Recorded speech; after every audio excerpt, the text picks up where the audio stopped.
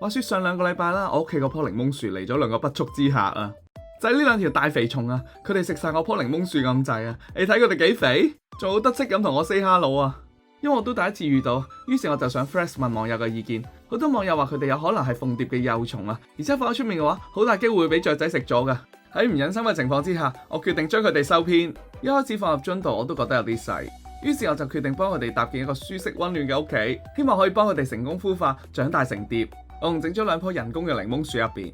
正式搬咗入新屋啦，佢哋都好似幾中意咁。我仲幫佢哋2個改咗名，左邊嗰個叫阿旭，右邊嗰個叫阿懶。正所謂蟲如其名啊，你見到阿懶咧真係懶到條蛇咁樣唔願喐噶，但係阿旭咧真係喐身喐勢啦，行嚟行去冇時停噶。我懷疑佢有過度活躍咯。不過養落啦，睇住佢2條肥蟲仔啦，個樣都真係幾得意，但係有時都好百厭嘅，尤其是阿旭啊，你見佢成日咧都想爬出去啊，好似爭啲俾佢離家出走啊，要報警尋蟲啊！而家啲青少年真係反叛，咁我唯有用保鮮紙去加翻個蓋啦，然之後上面篤1萬個窿去透氣。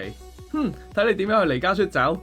又過咗1日啦，咁阿懶依然係軟皮蛇咁樣攤喺度，你睇個衰仔幾攤。但阿旭咧突然間又轉咗性啊，佢轉咗性唔啊，變咗唔喐啊，佢真係變咗成碌木咁唔識喐啊！好彩網友同我講啦，呢個原來佢化蛹前嘅狀態嚟嘅，咁我都冇咁擔心。至於阿懶，我就每日繼續搣啲新鮮嘅檸檬葉俾佢食啦，希望啦佢可以化蛹，然之後化蝶啦。第一次做2條蟲嘅新手奶爸，我都有啲緊張啊！究竟佢哋可唔可以成功化蝶呢？如果大家都想繼續睇落去，喺下面留言俾啲鼓勵我，咁我就嗱嗱聲剪埋下集俾大家啦。